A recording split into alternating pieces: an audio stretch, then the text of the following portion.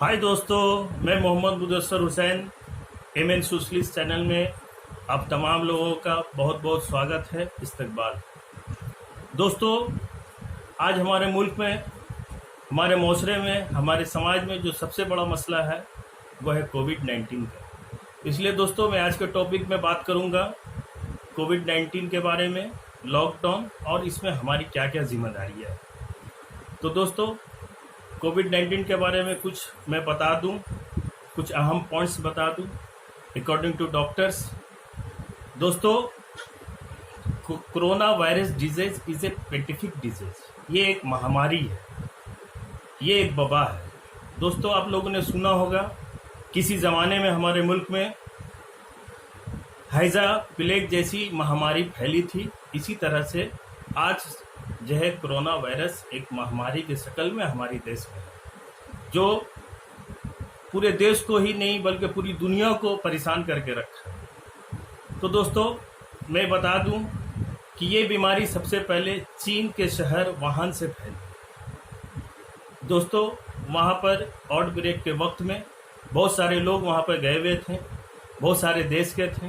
कोई एजुकेशन के सिलसिले में गया था, कोई बिजनेस के सिलसिले में गया था, कोई हॉलीडेज के सिलसिले में गया था, और वहीं मीट मार्केट से शुरू हुई, एक इंसान से दूसरे इंसान में, एक मुल्क से दूसरे मुल्क में, इसी तरह से ये पूरी दुनिया में फैल गई। तब दोस्तों, ये बीमारी एक इंसान से दूसरे इंसान में फैलती है। अब आप सोचते होंगे ये बीमारी एक इंसान से दूसरे इंसान में कैसे फैलती है। तो दोस्तों, मैं बता रहा हूँ, ये क्लोज कांटेक्ट की वजह से रेस्पिरेटरी सिस्टम के जरिया एक इंसान से दूसरे इंसान में फैलती है। फॉर एग्जाम्पल दोस्तों, अगर मैं कोरोना पॉजिटिव हूँ या मैं खांसता हूँ, तो हमारे खांसने के दो ही सूरत होंगे। एक इस तरह से हवा में खांसना या फिर दूसरा अपने मुंह पर हाथ दे के खांसना। तो जब मैंने हवा में खांसी तो हमारे अंदर के वायरस 1 से 1.5 मीटर तक जमीन पर जाके गिरती है। उसी दौरान अगर वहाँ पे कोई दूसरा लोग है, दूसरा पर्सन है, अगर वो सांस लेता है या उसके नाक में ये वायरस जाती है, तो नाक के जरिए से सीधा लंग्स में चली जाती है। या फिर दूसरा तरीका ये है कि मैं हाथ दे के खांसा और मैंने किसी चीज़ को टच किया, चाहे कोई भी चीज़ हो, दूसरा कोई व्यक्ति उसी चीज़ को उसी वक्त टच करता है, और फिर नॉर्मली जो हम लोग हाथ में, नाक में, मुंह में हाथ देते हैं, इस तरह से नाक में हाथ देते हैं, तो उस तरह से वो वायरस उसके नाक के जरिया सीधा लंग्स में चली जाती है। दोस्तों, आप लोगों ने कोरोना वायरस का स्ट्रक्चर देखा होगा। ये स्पाइसी नोकेली चीज़ है जो, और आप लोगों ने हमारे लंग्स का भी स्ट्रक्चर देखा होगा, फोटो देखा होगा, जिसमें बहुत सारे ब्रांचेस है। ये सीधा जाके हमारे लंग्स में चिपक जाती है और वहाँ पर मल्टीप्लाई होता है और फिर इफेक्टेड मतलब नुकसान पहुँचाना शुरू कर देती है। अब दोस्तों, आप लोग सोचते होंगे कि इसका क्या सिम्टम है, क्या पहचान है, क्या लक्षण है। तो दोस्तों, इसका कुछ चीज़ें ऐसी जो नॉर्मल है, जो इसके लक्षण पाए जाते हैं, जैसे सर्दी होना, नाक से पानी बहना, खांसी होना, गले में खराश आना, सर दर्द करना, बदन हाथ दर्द करना, वॉमिटिंग लगना, ये सब इसके सिम्टम हैं। अगर दोस्तों इनमें से कोई भी सिम्टम है तो फौरन अपने डॉक्टर से कंसल्ट करें और इसको केयरफुली के साथ कंसल्ट करें, जल्द से जल्द कंसल्ट करें। अब दोस्तों, आप लोग सोचते होंगे कि आखिर ये एक खतरनाक बीमारी, घातक बीमारी से हम लोग कैसे बचें, कैसे राहत पाएं। तो दोस्तों, इसका जो सबसे ज़बरदस्त तरीका है वो है, और सबसे सही तरीका है, सोशल डिस्टेंस। क्योंकि मैंने इससे पहले भी बता दिया दोस्तों कि जब हम लोग खांसते हैं, अगर कोई पॉजिटिव व्यक्ति खांसता है तो 1 से 1.5 मीटर तक की दूरी तक उसके वायरस जमीन पर जाके गिरती है। तो दोस्तों, इसीलिए कहा गया है कि 2 गज की दूरी जिंदगी के लिए बहुत ज़रूरी है। तो दोस्तों, 2 गज की दूरी बनाए रखें, मास्क का इस्तेमाल करें और हाथ को बार बार सैनिटाइज करें और अच्छे तरह से हाथ को धोते रहें। अब दोस्तों, मैं बात करूंगा लॉकडाउन की। आखिर लोग लॉकडाउन का मामला है, लोग बहुत परेशान हैं इससे। छोटे से बड़े तबके के लोग, हर लोग मुतासिर है, हर लोग परेशान हुए हैं लॉकडाउन से। तो दोस्तों मैं यहाँ पर यही कहना चाहूँगा कि ज़िंदगी बहुत कीमती है। दोस्तों दुनिया में आपके लिए जो सबसे कीमती चीज़ है, जो सबसे इम्पोर्टेंट है, वो है आपकी ज़िंदगी। इससे ज़्यादा कीमती चीज़ आपके लिए कुछ भी नहीं है दोस्तों। अगर सारी दुनिया एक तरफ है और आपकी ज़िंदगी एक तरफ है, तो आपके लिए सबसे कीमती चीज़ ज़िंदगी है। अगर ज़िंदगी है दोस्तों तो सब कुछ है, ज़िंदगी नहीं है तो कुछ भी नहीं है दोस्तों। इसलिए लॉकडाउन की परवाह ना करें। ये नहीं सोचें कि लॉकडाउन क्यों लगा, नहीं, लॉकडाउन लगना चाहिए, ये ज़रूरी है, क्योंकि दोस्तों ज़िंदगी से अनमोल कुछ भी नहीं है। तो लॉकडाउन की मैं तो यही कहूँगा कि लॉकडाउन की 100% पालन करें। जो ऑफिशियल गाइडलाइंस है उसको फॉलो करें, 100% फॉलो करें।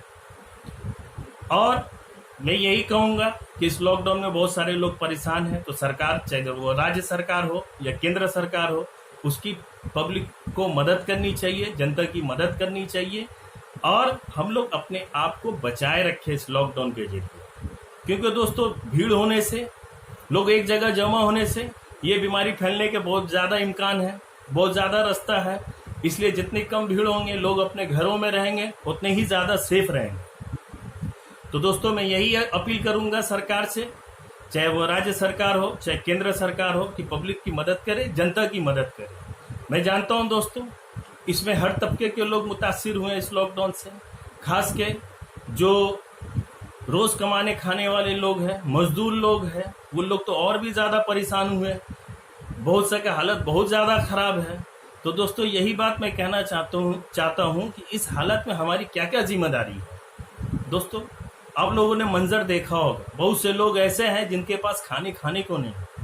इस कदर लोग परेशान हैं, इस कदर लोग परेशानी के हालत में।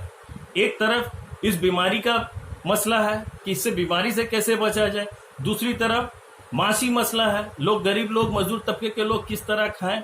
तो दोस्तों मैं यही अपील करूंगा आप सब लोगों से, अपने अपने तौर पर जिस तरह से भी हो, जो मदद के लायक लोग हैं, जो मजबूर लोग हैं, जिनको मदद की ज़रूरत है, जो ज़रूरतमंद लोग हैं, उसकी मदद करें। इस लॉकडाउन में, इस वबा की हालत में उसकी मदद करें। तो दोस्तों बहुत सारे लोग मदद भी करते हैं, लेकिन जो वाकई ज़रूरतमंद है, जिनको मदद चाहिए, उनको नहीं मिल पाता है, दूसरों को मिल जाता है। तो दोस्तों यहाँ पर मैं एक तरीका बताऊंगा जिसके जरिए से लोग आसानी से एक दूसरे की मदद कर सकते हैं। तो दोस्तों मैं यही तरीका बता रहा हूं कि सबसे पहले आप देखें अपने रिलेशन में कि हमारे रिलेशन में कौन ऐसे लोग हैं जो बहुत ज़्यादा परेशानी में, जिनके पास खाने के लिए नहीं और वो शर्म की वजह से बोल नहीं पाते। तो आप लोग सबसे पहले अपने रिलेशन में देखें, ऐसे लोगों को ढूंढ के निकालें जो बहुत गरीब है, बहुत मजबूर है, बहुत बेबस है, खाने को नहीं है, तो उनकी मदद करें। सबसे पहले उनको दें। और अगर कोई रिलेटिव्स में नहीं है तो अपने फ्रेंड सर्कल में देखें कि हमारे दोस्तों में जो सबसे ज़्यादा मजबूर है, सबसे ज़्यादा परेशान है, हाल है, उसकी मदद करें। क्योंकि दोस्तों आप रिलेटिव्स को जानते हैं, फ्रेंड्स को भी जानते हैं, लेकिन आप बाहर के लोगों को नहीं जानते किसकी क्या हालत है। इसलिए दोस्तों सबसे पहले अपने रिलेटिव्स की मदद करें, अपने फ्रेंड्स की मदद करें। उसके बाद अपने बिल्डिंग्स में, अपने अपार्टमेंट में, अपने मोहल्ले में लोगों को देखें कि कौन ज़रूरतमंद है, किसको ज़्यादा मदद की ज़रूरत है, किसके हालात कैसे हैं। इस तरह से दोस्तों मैं आप तमाम लोगों से यही गुजारिश करूंगा कि जिस हाल में हो, जिस तरह से हो, लोगों की मदद करें। इसलिए दोस्तों मैं एक बात कहना चाहूँगा कि आप दुनिया में जितने भी तरक्की कर ले, किसी भी डिपार्टमेंट, किसी भी पोजीशन पर चले जाए, तो दोस्तों सबसे ज़्यादा जो खुशी होती है, सबसे ज़्यादा जो दिल को सुकून मिलता है, वो लोगों की मदद करने से मिलता है। तो दोस्तों ये मौका जाने ना दें। आप तमाम लोग एक दूसरे को हेल्प करें, एक दूसरे की मदद करें और एक दूसरे के साथ मिलजुल कर इस महामारी का मुकाबला करें। तो दोस्तों इसी के साथ मैं अपनी वीडियो यहीं पर ख़त्म करता हूँ। फिर हम लोग मिलेंगे, किसी दूसरे टॉपिक पर बात करेंगे। तो दोस्तों मैं आखिरी बार आप लोगों से फिर एक बार दरख्वास्त करना चाहता हूँ कि दोस्तों मेरे इस चैनल को जल्द से जल्द सब्सक्राइब करें, लाइक करें, शेयर करें और कमेंट्स करें। दोस्तों मैं जो भी बात बोलता हूँ सही बात बोलने की कोशिश करता हूँ, हक की बात बोलने की कोशिश करता हूँ।